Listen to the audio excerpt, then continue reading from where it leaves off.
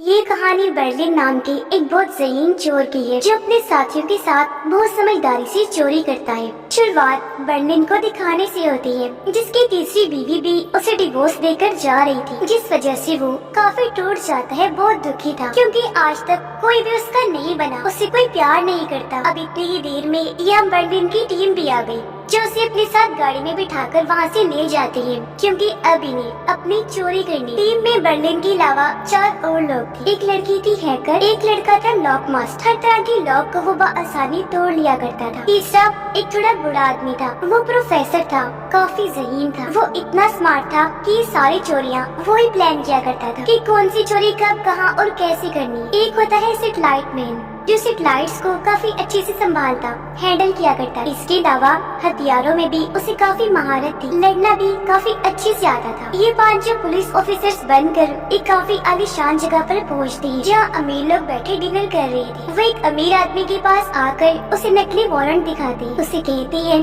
कि हमें ये खबर मिली है कि तुम काफी कीमती और महंगी चीजों की स्मगलिंग करते, इसीलिए हम तुम्हारी तिजोरी की तलाशी लेने आए। इसीलिए अमीर आदमी बर्लिन को अपनी तिजोरी के पास लेकर जाता है और यहाँ बर्लिन उसे बता ही देता है कि हम कोई पुलिस ऑफिसर्स नहीं है, बल्कि हम तो यहाँ पुराने वक्त का वो कीमती पियानो लेने आए हैं जो तुम्हारे पास है। अब क्योंकि अमीर आदमी कोई लड़ाई हंगामा करना नहीं चाहता था, इसीलिए वो चुपचाप पियानो बर्लिन को दे देता है। और अब जब ये 5 यहाँ से जाने लगते हैं तो एक लड़का उनसे कहता है कि तुम लोग तो पुलिस ऑफिसर्स कहीं से भी नहीं लग रहे। इस वजह से बर्लिन को काफी गुस्सा, वो बहाने से उस लड़के को बाहर लेकर गया, उसे इतना रुलाता है कि वो घुटनों पर आ गया। बर्लिन को कहता है कि प्लीज मुझे छोड़ दो, मुझसे गलती हो गई। बर्लिन उसे कहता है कि सबके सामने स्मार्ट बनने की कोशिश ना करो वरना मैं एक गोली से ही तुम्हारा सर उड़ा दूं। मैं ये भी जानता हूँ कि तुम ये सब कुछ अपनी दोस्त को दिखाने के लिए कर रही हो कि तुम कितने बड़े हीरो हो। तुम जो हो उसके सामने वही रहो, उसके साथ प्यार से रहो क्योंकि प्यार से बढ़कर इस दुनिया में कुछ भी नहीं। जिसके बाद अगले दिन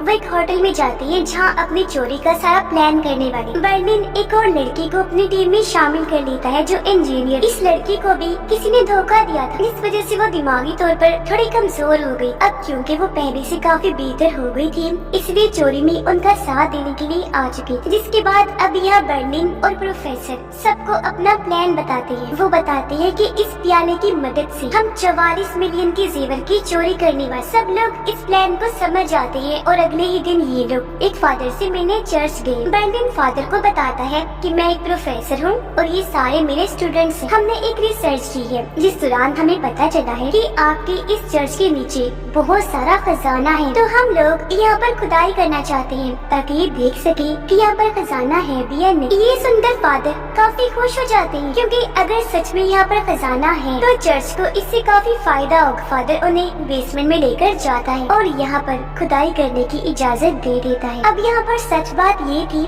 कि इस चर्च के नीचे से एक सुरंग होकर गुजरती थी जो कि पेरिस की सबसे बड़ी नीलामी घर में जाकर खुला करती थी। कुछ दिनों के बाद वहाँ पर बहुत ही महंगे जेवरात की नीलामी होने वाली, जिन्हें वहाँ की लॉकर रूम की अलग अलग तिजोरियों में रखना था और इनका प्लान उन्हीं सारी तिजोरियों को चोरी करने का था। फिर बर्लिन अपने साथियों को बताता है कि हम जिस होटल में रह रहे हैं उसके बिल्कुल सामने नीलामी घर के डायरेक्टर का घर भी है जो अपनी बीवी के साथ वहाँ पर रहता है। हमें किसी तरह उसके घर पर जाकर पूरे घर में सीसीटीवी कैमरास लगाने हो ताकि हम उस पर नजर रख सकें। कुछ देर के बाद नीलामी घर का डायरेक्टर जब अपनी वाइफ के साथ वहाँ से निकलता है तो ये लोग चुपके से उसके घर में घुस जाते हैं और पूरे घर में कैमरास को फिट कर देते हैं। बर्लिन और प्रोफेसर कैमरास के जरिए नीलामी घर के डायरेक्टर और उसकी वाइफ पर नजर रख रहे थे। प्रोफेसर जब देखता है कि बर्लिन परेशान है तो उसे हौसला देता है, कहने लगा कि तुम परेशान ना हो, देखना एक दिन तुम्हें कोई बहुत अच्छी लड़की मिलेगी, तुम हमें ही देख लो। मैं और मेरी वाइफ 25 साल से एक साथ हैं, हम दोनों एक दूसरे को बहुत प्यार करते हैं, कभी भी हमने एक दूसरे से अलग होने का नहीं सोचा। ये सुनकर बर्लिन कहता है कि मान लेता हूँ लेकिन ये दुनिया धोखेबाज है, यहाँ पर सच्चे प्यार जैसी कोई चीज नहीं होती। अब बर्लिन जब अकेला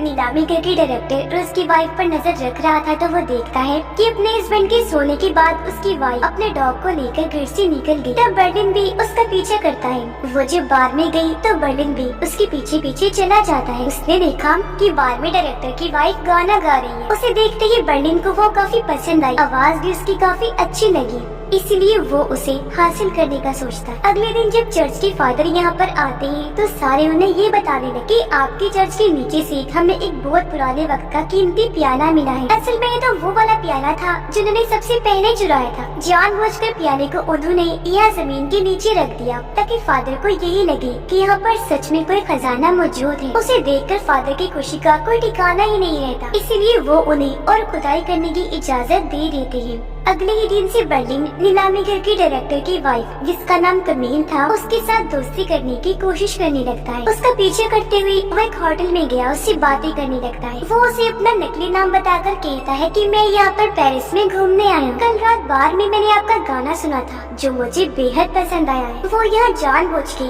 कमील की पसंदीदा किताब भी लाया था, जिसे देखकर वो पूछती है कि आप ये पढ़ते हैं? बर्लिन कहता है जी हाँ, मुझे ये बहुत पसंद है। पर कमील यहाँ पर कोई जवाब दिए बगैर वहाँ से चली जाती है। बर्लिन सोचता है शायद मुझसे गलती हो गई है कोई, इसीलिए वो मुझसे दोस्ती करना नहीं चाहती। खुदाई करते हुए उन लोगों को सुरंग मिल ही जाती है, इसीलिए वो और आगे खोदने लगते हैं ताकि अपनी मंजिल उस नीलामी घर तक पहुंच जाए। बर्लिन जब कमील की बातें सुनता है तो उससे पता चला कि उसकी अपने हस्बैंड से लड़ाई हो गई है, क्योंकि वो अपने हस्बैंड के साथ एक शो देखने जाना चाहती थी, लेकिन उसका हस्बैंड नहीं जा रहा था। तो इसलिए अब बर्लिन अच्छे से कपड़े पहन लेता है ताकि वो उसके साथ जा सके। खुदाई के दौरान बेसमेंट में फादर आए, उनसे कहते हैं कि मैं वो कीमती प्याला अपने साथ ले जाना चाहता हूँ ताकि अपनी यूनिवर्सिटी के प्रोफेसर को दिखा सकूं कि हमें यहाँ से ये मिला है। कैसे भी करके वो प्याले को वहाँ से ले जाने लगता है और ये लोग उसे रोक ही नहीं पाते। ये बात जब बर्लिन को पता चली तो उसे काफी गुस्सा आ गया। वो लॉक मास्टर को कहता है कि ये जिम्मेदारी तुम्हारी है, कैसे भी करके चाहे छीन के वो प्याला उस फादर से लेकर आओ जल्दी। जबकि खुद वो कमील से मिलने चला जाता है। उसके पास पहुंचकर कमील से पूछता है कि तुम कहाँ जा रही हो। जब उसने बताया कि मैं शो देखने जा रही हूँ तो बर्लिन भी उसके साथ चलने के लिए तैयार हो जाता है। उधर लॉक मास्टर और इंजीनियर लड़की बाइक पे बैठकर वहाँ से निकल जाते हैं। फादर से वो कीमती प्याला छीन कर वो जब यहाँ से भाग रही थी तो तभी यहाँ पर फादर के कुछ दोस्त आ जाते हैं जो उन्हें रोक लेते हैं, लेकिन जैसी तैसी उन्हें चकमा देकर प्याला लेकर वो यहाँ से भागने लगे। तब फादर के दोस्त भी उनका पीछा करने लगते। लॉक मास्टर और इंजीनियर लड़की अब पार्किंग एरिया में जाकर छुप गयी, लेकिन फादर के दोस्त उन्हें ढूंढ लेते हैं और प्याला उनसे छीन लेते हैं। इस वजह से दोनों काफी डर गए, जल्दी से यहाँ से भाग जाते हैं कि इससे पहले कोई और मुसीबत आए। रात को बर्लिन और कमील जब वापस आए तो यहाँ हम नोटिस कर लेते हैं कि वो एक दूसरे के काफी करीब आ गई है, यानी उनकी अच्छी दोस्ती हो गई। इसलिए दोनों एक दूसरे को अपना अपना नंबर दे। अगली सुबह सेटेलाइट मैन हैकर के कमरे में जाता है उसे कोई मदद मांगने के लिए, साथ ही वो उससे दोस्ती करने की भी कोशिश करता है, लेकिन हैकर उसे ऐसा जाहिर करके दिखाती है कि मैं बहुत सख्त हूँ, लेकिन अंदर ही अंदर वो भी सेटेलाइट मैन को पसंद करने लगी। अब प्रोफेसर लॉकमैन और इंजीनियर लड़की के पास आते हैं जो बहुत ज्यादा घबराए हुए थे। प्रोफेसर उन्हें तसल्ली देती है कि देखो अब डरने की जरूरत नहीं है, क्योंकि जब तुमने प्याला फादर से छीना था तो वो तभी काफी डर गई थी, इसलिए उन्होंने अब वो प्याला चुपचाप ही मेरे हवाले कर दिया है, ये कहकर कि आइंदा के बाद मैं बेसमेंट में नहीं आऊंगा और तुम अपनी खुदाई जारी रखो। उधर कमील बर्लिन से मिलने के लिए खुद ही आ जाती है उसके पास, लेकिन यहाँ बर्लिन के लिए एक मुसीबत थी, वो उसे कमरे में लेकर नहीं जा सकता था, क्योंकि अगर कमील अंदर आती तो कंप्यूटर्स का सेटअप देकर वो पकड़ा जा सकता था। वो कमील को कहता है कि हम यही बात कर लेते हैं, मैं तुम्हें अंदर नहीं लेकर जा सकता क्योंकि तुम शादीशुदा हो, अगर हमें किसी ने देख लिया तो अच्छा नहीं होगा। ये सुनकर कमील को बहुत बुरा लगा, वो नाराज होकर वहाँ से चली जाती है। ये देखकर बर्लिन को भी काफी बुरा लगा, इसलिए वो भी उसके पीछे पीछे चला जाता है।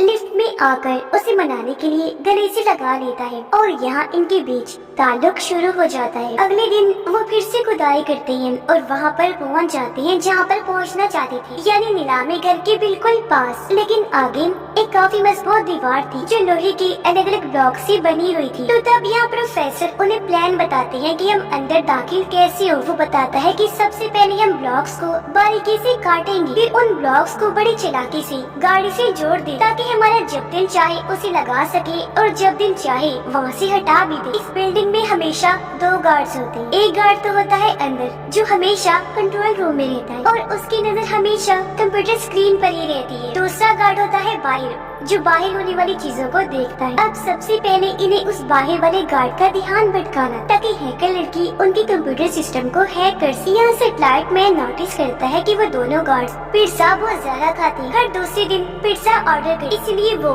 एक पिज्जा डिलीवरी बॉय बनकर गलत ऑर्डर लेकर जाता है, जिस बात पर गार्ड उससे बहस करने लगता है। इसीलिए सेटेलाइट मैन भी उसे गुस्सा दिलाने लगता है। इनकी बहस इतनी बढ़ गई कि गार्ड दूसरे गार्ड को भी लड़ने के लिए बुला लेता है और इस चीज का फायदा उठाकर हैकर लड़की उनके कंप्यूटर सिस्टम को हैक कर लेती है, यानी कि अब वो सारे कैमरास को कंट्रोल कर सकती है। अब बर्लिन फिर से अपनी टीम को प्लान बताने लगता है और ये लोग फिर से उस सुरंग में चले जाते हैं। बहुत ही पतली तार से उस दीवार के ब्लॉक्स को काटने लगते हैं। ये वहाँ एक मकनातीस लगाकर उसे थोड़ा सा ऊपर कर लेती है और आखिरकार लॉकर रूम में आ जाती है, जहाँ पर वो सारी तिजोरियाँ हैं जिनके अंदर जेवरात होंगी, यानी कि इनका प्लान बिल्कुल ठीक चल रहा था अब तक। और अब बस इन्हें इंतजार था नीलामी करके सामान आने का, जिनमें वो सारे जेवरात भी होंगे जो बाद में इन तिजोरियों में रखे जाने थे। और इस तरह बआसानी वो सारी तिजोरियों को चोरी कर सकती थी। अब इस चोरी की प्लानिंग के साथ साथ बर्लिन के प्यार की कहानी भी कमील के साथ शुरू हो जाती। वो अपना आधा टाइम इस प्लान को दे रहा था, जबकि आधा कमील को दिया करता है। लेकिन एक दिन कमील का हस्बैंड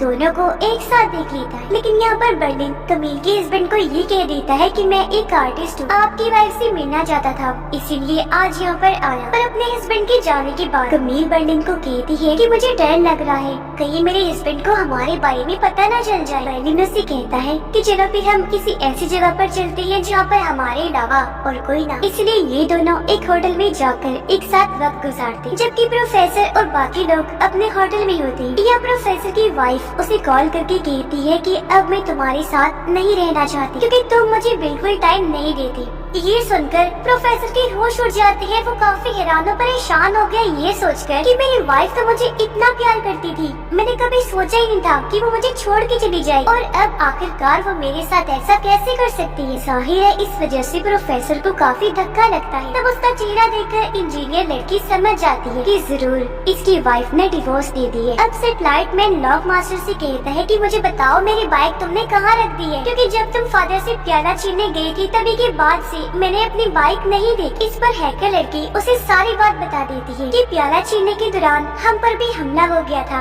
इसलिए वो बाइक वहीं पर रह गई। और अब मुझे डर लग रहा है क्योंकि अगर वो बाइक पकड़ी गई तो हम भी पकड़े जाएंगे। वजह यह है कि जिस पासपोर्ट पर वो बाइक है वो असली है। ये सुनकर तो लॉक मास्टर और भी डर जाता है और बताता है कि वो बाइक अब जरूर फादर के गुंडों के पास हो। रात को इंजीनियर लड़की प्रोफेसर के पास आकर कहती है मुझे पता है आप काफी दुखी हैं, क्योंकि मैं खुद भी जानती हूँ कि दिल टूटना कैसा होता है। प्रोफेसर कहती है मैंने ऐसा कभी नहीं सोचा था कि मेरी वाइफ मुझे एक दिन छोड़कर चली जाए। इंजीनियर कहती है कि मुझे इसके पीछे कोई और वजह लगती है, जरूर आपकी वाइफ का किसी और के साथ चक्कर चल रहा है, इसीलिए वो आपको छोड़ना चाहती है। ये सुनकर प्रोफेसर को काफी हैरत तो हुई, लेकिन इस बारे में वो छानबीन करने लगता है, जहाँ जल्दी उसे पता चल गया कि ये सच है, मेरी वाइफ सच में किसी और के साथ हो चुकी है। बर्लिन और कमील जब एक साथ थे तो कमील का हस्बैंड उसे कॉल करके बताता है कि आज मैं छुट्टी पर था और मैंने तुम्हारी सारी ईमेल्स पढ़ ली है, मुझे पता चल गया है कि तुम्हारा अब किसी और के साथ चक्कर है। ये सुनकर बर्लिन हैरान नहीं था, बल्कि वो तो खुश हो रहा था कि चलो शुक्र है अब कमील मुझे अपना लेगी और अपने हस्बैंड को छोड़ देगी। लेकिन कमील तो उसे ये कह देती है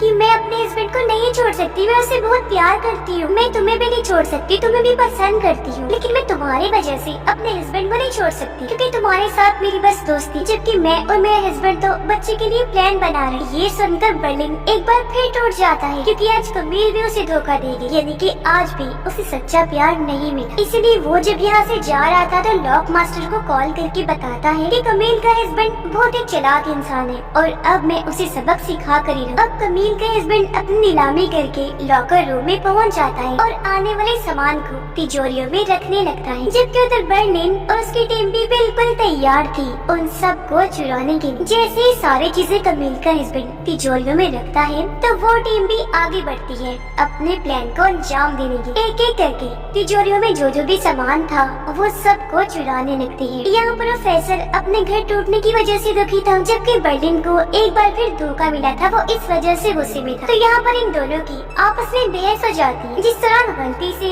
एक चीज वहाँ पर गिर गई। जिससे आवाज पैदा हुई और ये आवाज कमील का हस्बैंड नीलामी घर का डायरेक्टर सुन लेता है। इसीलिए वो गार्ड को कहता है कि जल्दी जाओ लॉकर रूम में चेक करो वहाँ पर कोई है तो नहीं। और अब जब सिक्योरिटी गार्ड वहाँ पर चेक करने के लिए आया तो ये सब लोग जल्दी से वहाँ पर छुप गए, तो गार्ड उन्हें देख ही नहीं पाता। उसे लगता है कि यहाँ पर सब कुछ ठीक है। अब ये लोग भी बड़ी चालाकी से सारी तिजोरियों को चोरी कर लेते हैं और चुपचाप यहाँ से निकल भी जाते हैं। अब ये लोग प्लान करते हैं कि हम यहाँ पर अपनी हर एक चीज को हटा देंगे, साफ सफाई भी कर देंगे ताकि किसी को भी कभी शक ना हो कि हम यहाँ पर आए और हमने ही ये चोरी। अब हालांकि उन्होंने ऐसे कपड़े पहने हुए थे कि यहाँ पर उनका बाल भी नहीं गिर सकता था, लेकिन वो फिर भी यहाँ पर सफाई करते हैं ताकि कोई भी सबूत यहाँ पर रह न जाए और पुलिस इन तक पहुँच न जाए। रात के वक्त बर्लिन लॉक मास्टर के साथ कमील के हस्बैंड के घर जाता है। यहाँ वो उसे दवाई सुगा कर बेहोश कर देते हैं। फिर उसके पूरे घर से ये लोग कैमरास को निकाल देते हैं। फिर बर्लिन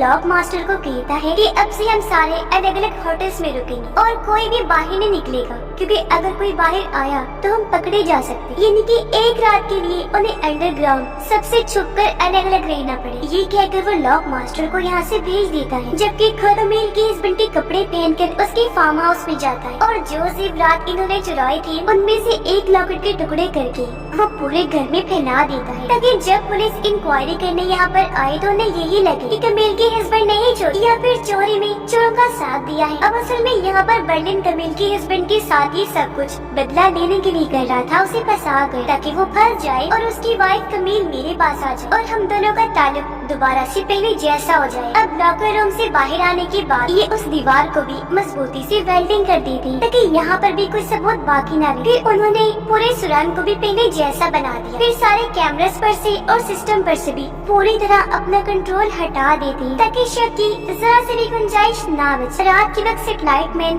हैकर लड़की से मिलने आता है। उसे कहने लगा कि अभी फिलहाल मैं पेरिस नहीं छोड़ सकता, क्योंकि अगर पुलिस बाइक तक पहुंच गई तो वो लोग मेरे पासपोर्ट तक भी पहुंच जाएंगे। मैं अपना पासपोर्ट चुराने ऑफिस गया था, लेकिन वहाँ हर तरफ अलार्म लगी हुई, इसलिए मैं पासपोर्ट नहीं चुराया और अब मुझे तुम्हारी मदद चाहिए ताकि मैं अपना पासपोर्ट हासिल कर सकूं। ये सुनकर हैकर लड़की कहती है, पर मैं तुम्हारे साथ नहीं जा सकती, बर्लिन ने बाहर निकलने से मना किया है। ये सुनकर सेटेलाइट मैन कहता है, पर ऐसा करना ही पड़ेगा, क्योंकि अगर मेरा पासपोर्ट पुलिस की हाथ लग गया तो हम लोग और हमारी चोरी तो वैसे भी पकड़ी जाए, इसलिए अब जल्दी से मेरे साथ चलो। जो सुनकर हैकर लड़की भी उसकी मदद करने को राजी हो जाती है। ये दोनों अपने साथियों से बहाना बनाकर वहाँ से बाहर निकल जाते हैं, जबकि लॉक मास्टर इंजीनियर लड़की के कमरे में आ जाता है। इंजीनियर लड़की लॉक मास्टर से पूछती है कि तुम्हारी उंगली पर टैटू कैसा बना हुआ है, जिस पर दोनों एक दूसरे को देखकर मुस्कुराने लगे, क्योंकि ये भी एक दूसरे को पसंद करते। हैकर और सेटेलाइट मैन उस ऑफिस में पहुंच जाते हैं। हैकर यहाँ के सिस्टम को हैक करके उसका पासपोर्ट निकालने की कोशिश करती है, लेकिन सिक्योरिटी गार्ड उन्हें देख लेता है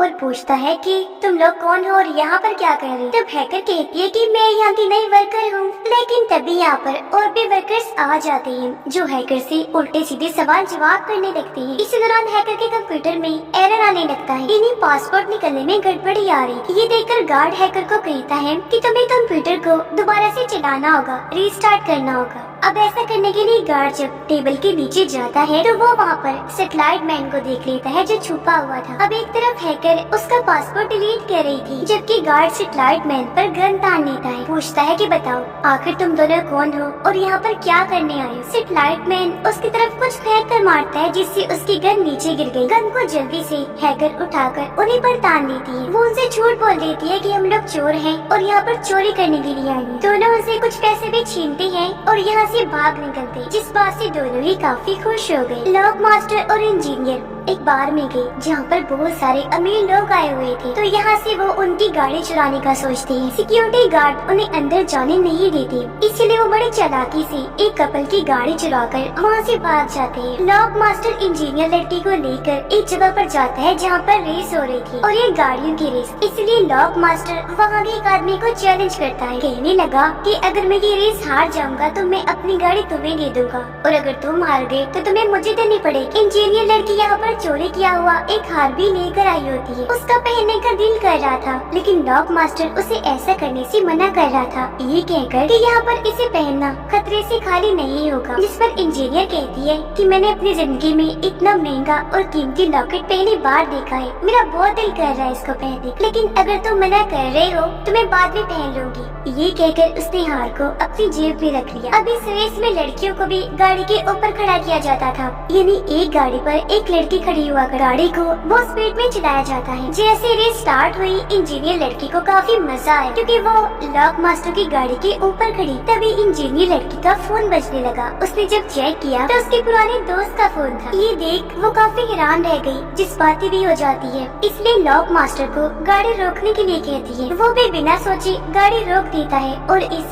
वो इस रेस में हार गया था। इंजीनियर लड़की बहुत ज्यादा रोने लगती है, इसलिए लॉक मास्टर उसे संभालता है। रेस हारने की वजह से लॉक मास्टर को वो गाड़ी दूसरे लड़के को देनी पड़ती है, जिसके बाद वो इंजीनियर को लेकर यहाँ से चला जाता है। वो उसे एयरपोर्ट पर ले जाकर एक प्लेन में बिठाता है। पूछने लगा कि आखिर ऐसा क्या हुआ था जो तुमने गाड़ी रुकवाई। वो बताती है कि मेरे पास मेरे पुराने दोस्त की कॉल आ गई थी, जो देखकर मुझे उसकी याद आने लगी और मैं रोने लग गई थी, तो मुझे गाड़ी रुकवानी पड़ी। वो अपनी कहानी बताने लगी कि मेरा वो पुराना दोस्त बहुत अच्छा इंसान था। वो एक काफी बड़ा सिंगर था जिसकी मैं फैन थी, उसे बहुत पसंद किया करती थी, हर वक्त उसके गाने सुनती रहती थी। एक दिन जब उस सिंगर ने मुझे देखा तो हम दोनों का ताल्लुक बन गया। मैं उसके साथ ताल्लुक बनाकर बहुत खुश थी। सब कुछ मुझे किसी सपने की तरह लग रहा क्योंकि जिसकी मैं फैन थी, जो मुझे अच्छा लगता था, आज मैं उसकी दोस्त बन गई। फिर ये सिलसिला इतना ज्यादा बढ़ा कि मुझे उससे प्यार हो गया। मुझे इतना प्यार हो गया कि ये पागलपन जुनून तक जाने लगा, जिस वजह से मैं अजीबोगरीब हरकतें करने लगी। जब कभी भी मैं उसके पोस्टर्स देखा करती थी तो मैं बौखला जाती,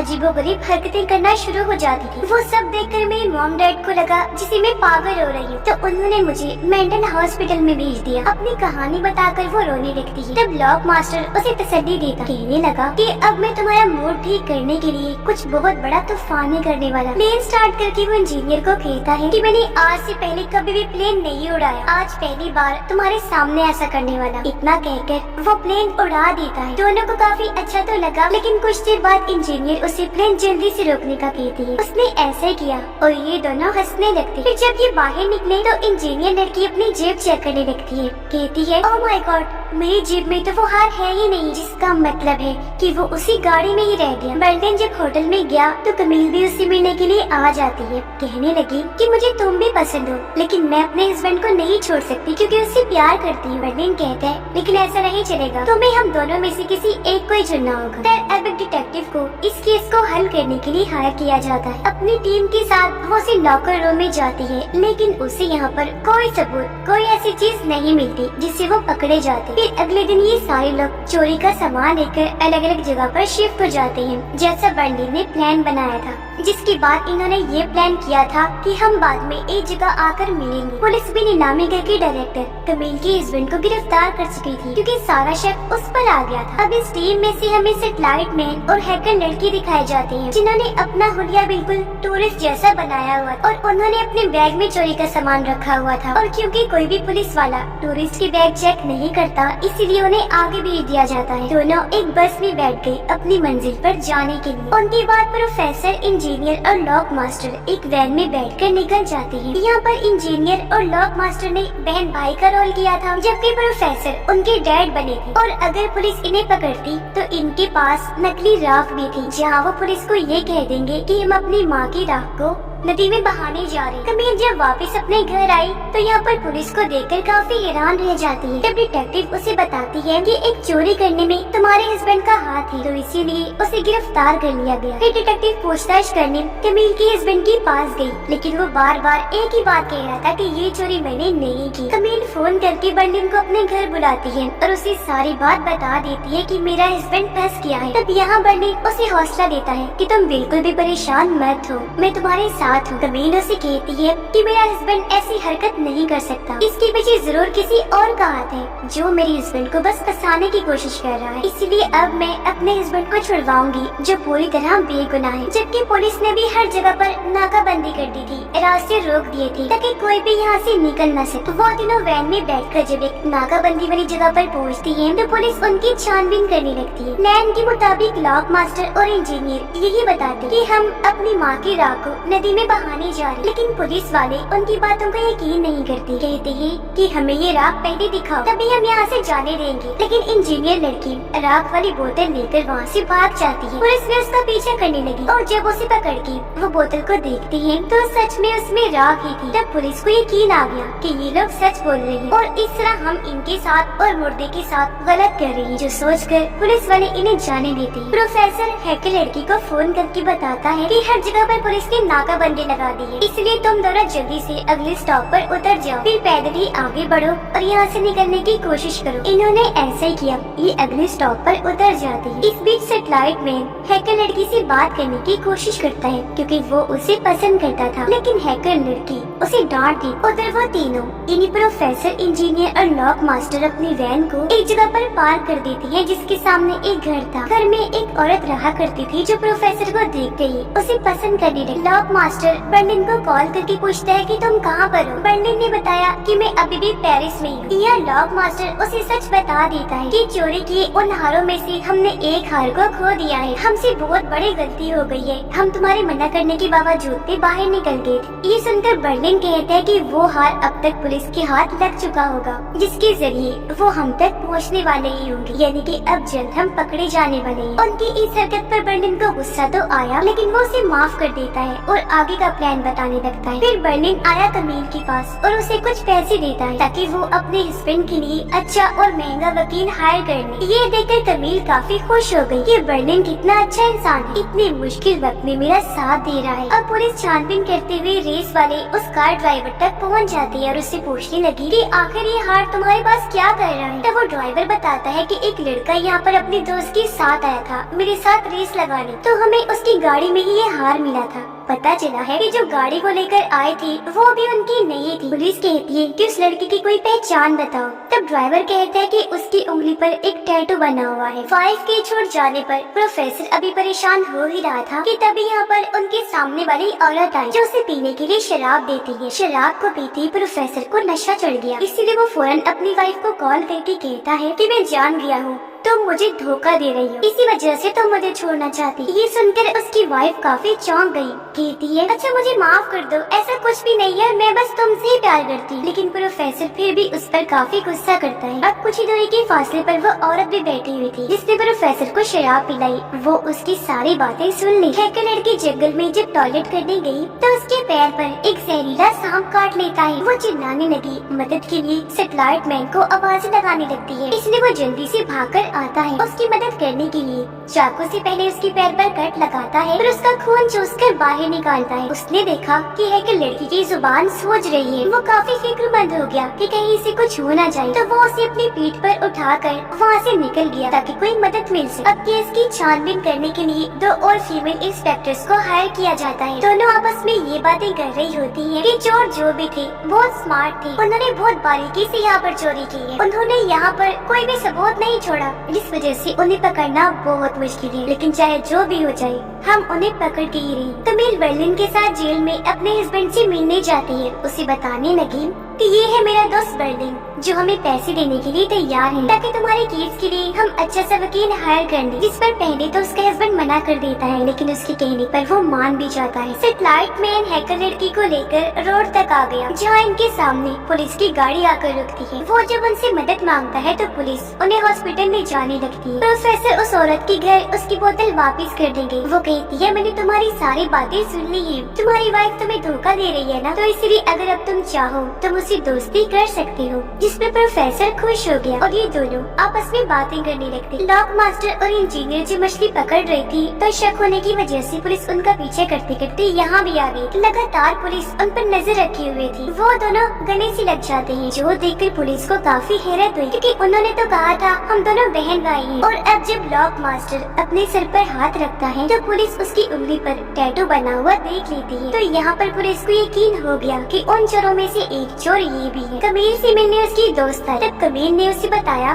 कि मेरा दोस्त बर्लिन यहीं पर है, जो बहुत अच्छा है। मेरे हस्बैंड को छुड़वाने के लिए वो मेरी मदद कर रहा है। ये सुनकर उसकी दोस्त काफी हैरान रह गई। कमील से कहती है, ये बात सोचने में काफी अजीब है। वो तुम्हारा दोस्त है, लेकिन फिर भी तुम्हारे हस्बैंड को छुड़वाने में तुम्हारी मदद कर रहा है। एम्बुलेंस के जरिए हैकर को जब पुलिस ले जा रही थी, तो तभी हैकर की जेब से गन नीचे गिर जाती है, जो देखकर पुलिस को काफी हैरत हुई। अब सेटेलाइट में जल्दी से वो गन उठाकर पुलिस पर तान देता है, कहने लगा कि अब जल्दी से जाकर अपनी गाड़ी में बैठ जाओ और हमारे लिए कोई हरकत करने की जरूरत नहीं है। प्रोफेसर जब उस औरत के साथ था, तो वो बाहर झांकता है, जहाँ पर पुलिस उनकी वैन के सामने खड़ी हुई थी। उसे लगा कि जरूर पुलिस को हम पर शक हो गया है, तो पुलिस के जाने पर वो वहाँ की साफ सफाई कर देता है ताकि हम पकड़े न जाएं, और यहाँ से जल्द निकलने की तैयारी करने लगता है। अब एक दिन कमील बर्लिन को कहती है कि देखो, मैं अपने हस्बैंड को नहीं छोड़ सकती, तो तुम्हारे लिए बेहतर यही होगा कि तुम मुझे ही छोड़कर यहाँ से चले जाओ। प्रोफेसर इंजीनियर और लॉक मास्टर को बता देता है कि पुलिस यहाँ पर आई थी, उन्हें हम पर शक है, तो हमें जल्द से जल्द यहाँ से निकलना चाहिए। जिसके बाद वो बर्लिन को कॉल करता है उसे पूछने के लिए कि तुम कहाँ पर हो। जब बर्लिन ने उसे बताया कि मैं अभी तक पेरिस में हूँ, तो प्रोफेसर उसे कहता है कि तैयार हो जाओ, मैं तुम्हें लेने के लिए आ रहा। और अब क्योंकि इस केस को हल नहीं किया जा रहा था, तो यहाँ पर एक और डिटेक्टिव को हायर किया जाता है। वो उस टैटू के निशान को हर जगह फैला देती है और कहती है कि अगर इस टैटू वाला इंसान किसी को भी कहीं भी दिखे, तो फौरन उसे गिरफ्तार कर लिया जाए। अब कमील से मिलने दोबारा उसकी दोस्त आई, पूछती है कि कमील, तुम्हारी जिंदगी में ये सब कुछ क्यों चल रहा है और इतनी जल्दी जल्दी सब कैसे हो रहा है। कमील कहती है कि मैं खुद परेशान हूँ, मुझे भी समझ नहीं आ रही कि यहाँ पर चल क्या रहा है। जिस पर उसकी दोस्त कहती है कि अक्सर मैंने फिल्मों में देखा है कि लड़की का जो दोस्त होता है वही उसके हस्बैंड को फंसाता है, और तुम्हारे केस में भी मुझे ऐसा ही लग रहा है। हो सकता है कि बर्लिन ही वो इंसान हो जिसने तुम्हारे हस्बैंड को फंसाया है, और अब वो तुम्हारी मदद करने का नाटक कर रहा है ताकि तुम्हारे सामने हीरो बन सके। ये सुनकर कमील को काफी हैरानी हुई और वो चुपके से बर्लिन की जेब से उसका पास चुरा लेती है, ताकि वो बर्लिन के कमरे में जाकर चेक कर सके कि क्या मेरी दोस्त सच कह रही है, क्योंकि अभी तक उसने बर्लिन का कमरा नहीं देखा था। प्रोफेसर भी बर्लिन से मिलने के लिए आ जाता है और ये दोनों भी यहाँ से निकलने का प्लान बनाने लगे। पुलिस को लग रहा था कि वो सारे चोर अभी भी उस होटल में ही रह रहे हैं, इसलिए वो उन्हें पकड़ने के लिए वहाँ पहुँच जाती है, जबकि बाकी पुलिस उनकी वैन के पास आ जाती है बाकियों को पकड़ने के लिए। कमील भी जब बर्लिन के कमरे में जाती है, तो यहाँ पर कैमरास और बाकी सेटअप देखकर काफी हैरान रह जाती है। वो समझ गई कि बर्लिन ही चोर है और इसने ही मेरे हस्बैंड को फंसाया है। उधर पुलिस उनकी वैन की तरफ बढ़ रही थी, जिसके अंदर इंजीनियर और लॉक मास्टर थे। पुलिस जब उन पर गोली चलाने लगती है, तो वो लोग भी बदले में गोलियां चलाते हैं। तब इंस्पेक्टर उनसे पूछती है कि आखिर तुम लोगों की मांगे क्या है। इसी के साथ वैन में पर्दे के पीछे से एक स्पीकर बाहर आता है, जिसमें लॉक मास्टर कहता है कि हमारी ये मांग है कि तुम हमें 5 मिनट दो सोचने के लिए। अब यहाँ हमने देखा कि उन्होंने अपनी वैन ऐसी जगह पर पार्क की थी जिसके नीचे टनल का रास्ता था, यानी कि सुरंग, इसलिए वो सुरंग के रास्ते भागने लगती है। जबकि पुलिस को गुमराह करने के लिए उन्होंने वहाँ पर पपेट कठपुतलियाँ लगाई हुई थी, और जो माइक था वहीं पर स्पीकर लगा हुआ था, ताकि उनको ये लगे कि यही स्पीकर में बोल रहे हैं। और अब जब वो दोनों यहाँ से काफी दूर चले गए, तो पुलिस भी समझ जाती है कि उन्होंने हमें पागल बनाया है।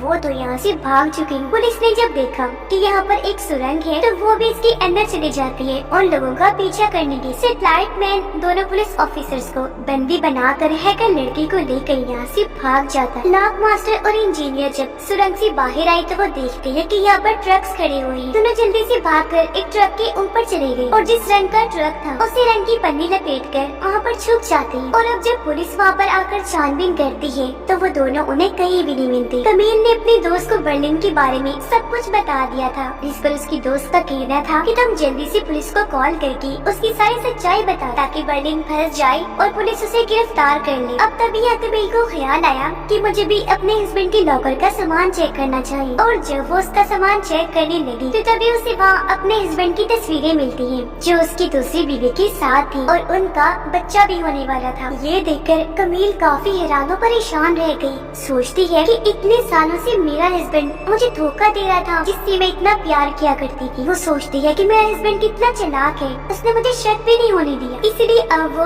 पुलिस का फोन काट देती है। बर्लिन के बारे में उन्हें कुछ नहीं बताती, क्योंकि इस वक्त उसे बर्लिन से ज्यादा अपना हस्बैंड गुनहगार लग रहा था। जिस पर उसकी दोस्त कमील को कहती है कि अब हमें बर्लिन को ब्लैकमेल करना चाहिए और जो चीजें उसने चुराई हैं उसमें से आधा हिस्सा मांगना चाहिए, जिस पर कमील भी मान जाती है। अब प्रोफेसर और बर्लिन अपने अपने कमरों की सफाई कर रही थी, ताकि जब पुलिस यहाँ पर आए छानबीन करने के लिए तो उन्हें कुछ भी न मिले। हैकर और सेटेलाइट मैन भी पुलिस को बेहोश करके एक कश्ती में अपने साथ ले जाते हैं। इंजीनियर और लॉक मास्टर जिस ट्रक पर थे वो भी चल पड़ता है, जिस वजह से वो काफी खुश थे, क्योंकि उन्हें यकीन था कि अब हम बिना किसी रुकावट के अपनी मंजिल पर पहुँच जाएं। इसी बीच बर्लिन हैकर को कॉल करके उसे सीसीटीवी कैमरास को हैक करने को कहता है, ताकि वो लोग पुलिस को गुमराह कर सके। हैकर ने जल्दी से कैमरास को हैक कर लिया तो प्रोफेसर और बर्लिन एक ट्रक में बैठकर वहाँ से निकल जाते हैं, जिससे आखिर पुलिस उन्हें बिल्कुल भी नहीं पकड़ पाती। फिर यहाँ से वो दो लड़कों की बाइक रेड पर लेती है। फिर थोड़ा आगे जाने पर पिज्जा डिलीवरी बॉय बन जाते हैं। आगे चलकर उन्होंने साइकिल ली और पहाड़ों पर वो चढ़ाई करने लगते हैं। ऐसा वो इसलिए कर रहे थे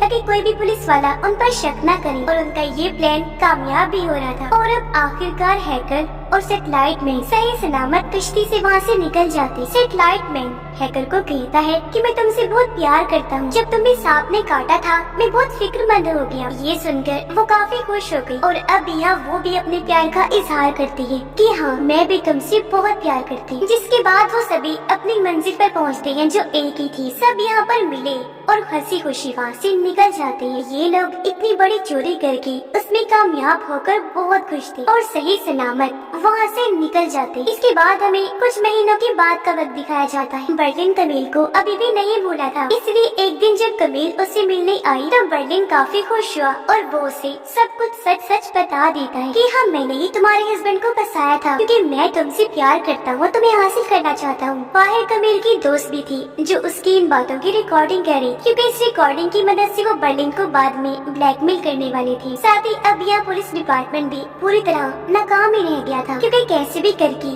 ये उन्हें पकड़ ही नहीं पाई थी। पर उन्हें यकीन था कि वो लोग दोबारा चोरी जरूर करें, इसलिए पुलिस अब इस मौके की तलाश में थी कि जब वो चोरी करेंगी तो हम फौरन उन्हें पकड़ लेंगे। और अब अगले दिन कमील और उसकी दोस्त बर्लिन से मिलने आते हैं। वो बर्लिन को ब्लैकमेल करने लगती है कि हमारे पास तुम्हारी रिकॉर्डिंग है जो हम पुलिस को दे देंगे, और अगर तुम चाहती हो कि हम ऐसा ना करें तो चोरी किए हुए पैसों में से 40% हमें भी दो। ये सुनकर बर्लिन मुस्कुरा दिया, कहता है कि मैंने तो वो रिकॉर्डिंग पहले ही तुम लोगों से चुरा ली है, क्योंकि मैं जानता था तुम लोग कुछ ऐसा करने वाले और बाद में मुझे ब्लैकमेल करोगे। लेकिन सच में कमील, मैं तुमसे सच्चे दिल से प्यार करता हूँ। मैंने अपने फायदे के लिए तुम्हें जरा भी इस्तेमाल नहीं किया, और मेरे लिए पैसा नहीं प्यार तुम जरूरी हो। ये कहकर वो उन दोनों को अपने हिस्से का सारा पैसा दे देता है और ये डील कर लेता है कि मैं अगली बारी जब भी चोरी करूँगा तो सारे पैसे कमील को ही दे दिया करूँगा। जिस पर कमील काफी खुश हो गई, उसके प्यार से मुतासिर हो जाती है। पैसों को हासिल करके कमील और उसकी दोस्त काफी खुश हो गई। यहाँ पर कमील